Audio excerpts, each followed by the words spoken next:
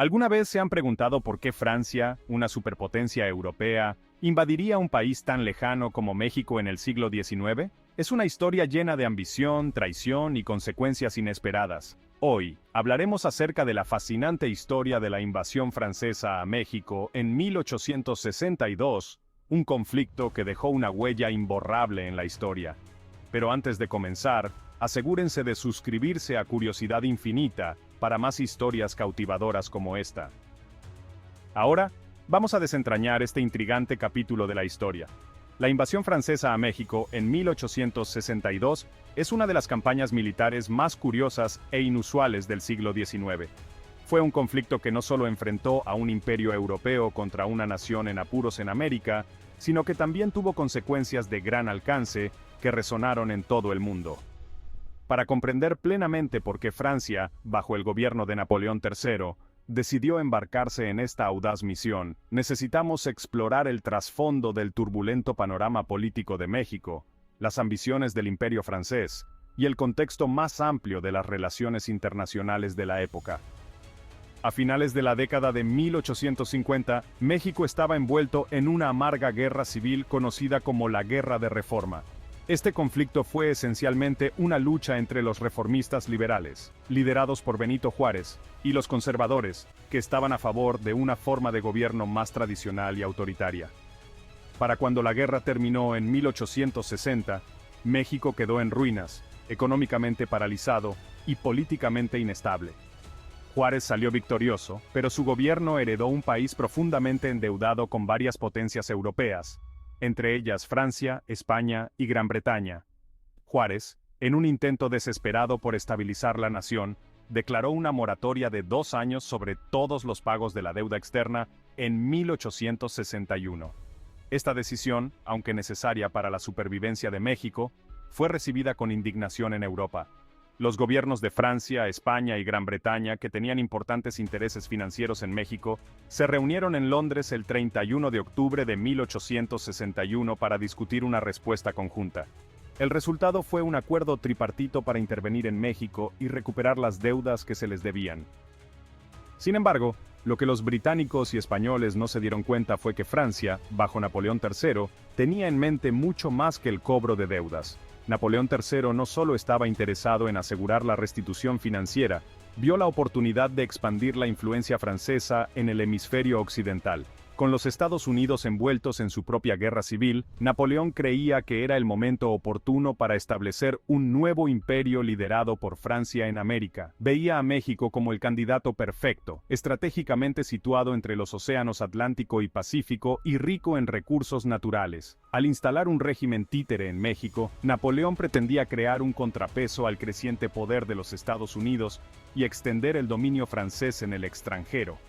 Sin que España y Gran Bretaña lo supieran, las verdaderas intenciones de Francia iban mucho más allá de la recuperación de las deudas. Napoleón III había puesto sus miras en el establecimiento de una monarquía mexicana que sirviera como estado satélite bajo control francés. El emperador ya había identificado a un candidato para el trono, el archiduque Maximiliano de Austria, miembro de la prestigiosa dinastía de los Habsburgo. Maximiliano sería la figura decorativa de este nuevo imperio mexicano, dándole un aire de legitimidad y sofisticación europea.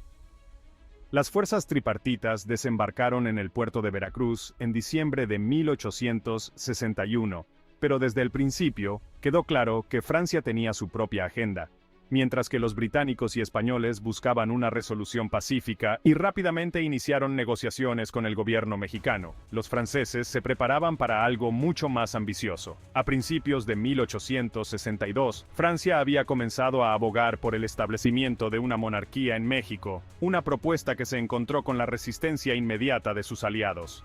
A pesar de los reveses iniciales, las fuerzas francesas siguieron adelante. En abril de 1862, las tropas francesas bajo el mando del general Charles de Lorenzés lanzaron un ataque contra la ciudad mexicana de Puebla, un bastión clave del gobierno de Benito Juárez. Sin embargo, lo que se suponía que iba a ser una victoria rápida y decisiva se convirtió en una humillante derrota para los franceses. El 5 de mayo de 1862, el ejército mexicano, liderado por el general Ignacio Zaragoza, repelió con éxito el asalto francés en lo que se conoció como la Batalla de Puebla, una victoria que todavía hoy se celebra como el 5 de mayo. La derrota en Puebla fue un duro revés para los franceses, pero Napoleón III no era de los que se rendían fácilmente. Se enviaron refuerzos y, para 1863, los franceses se habían reagrupado y habían lanzado una nueva ofensiva. Esta vez, tuvieron éxito. Puebla cayó en manos de los franceses en mayo de 1863 y poco después, la Ciudad de México fue capturada. Con la capital en manos francesas, el camino estaba despejado para que el gran designio de Napoleón se hiciera realidad. El 10 de julio de 1863, los franceses declararon el establecimiento del Segundo Imperio Mexicano, y el archiduque Maximiliano fue invitado oficialmente a ocupar el trono. Reticente al principio, Maximiliano acabó aceptando la oferta, en parte debido a la presión de Napoleón y en parte debido a la creencia de que podía traer estabilidad y progreso a México. Sin embargo, lo que Maximiliano no comprendió del todo fue la precariedad de su nueva posición. Maximiliano llegó a México en 1864 a un país profundamente dividido. Las facciones conservadoras que habían apoyado la idea de una monarquía no tardaron en decepcionarse con Maximiliano, quien, en contra de sus expectativas, implementó una serie de reformas liberales. Estas incluían reformas agrarias, la protección de los pueblos indígenas y la restricción del poder de la Iglesia, políticas que le granjearon el apoyo de los liberales, pero que alienaron a su base conservadora. Mientras tanto, los Estados Unidos, que se habían mantenido neutrales durante las primeras etapas de la intervención francesa, debido a su propia guerra civil, comenzaron a asumir un papel más activo en la oposición al Imperio Mexicano. El presidente Abraham Lincoln se negó a reconocer el gobierno de Maximiliano y, tras el fin de la guerra civil en 1865, el gobierno estadounidense comenzó a prestar apoyo encubierto a la resistencia mexicana liderada por Benito Juárez. Generales estadounidenses como Ulysses S. Grant y Philip Sheridan suministraron armas y municiones a las fuerzas de Juárez, inclinando la balanza a favor de los republicanos mexicanos. A medida que la opinión pública francesa se iba cansando de la costosa y lejana guerra de México, aumentaba la presión sobre Napoleón III para que se retirara. La situación en México se deterioraba rápidamente. El gobierno de Maximiliano perdía terreno y el apoyo de la población mexicana disminuía. En 1866, bajo la creciente presión diplomática y militar, Napoleón ordenó la retirada de las tropas francesas de México. Maximiliano, sin embargo, se negó a abandonar su imperio. A pesar de las súplicas de sus consejeros e incluso de su esposa, la emperatriz Carlota, decidió permanecer en México, decidido a luchar por su trono. Esta decisión resultaría fatal. En 1867, Maximiliano fue capturado por las fuerzas republicanas tras una serie de derrotas militares.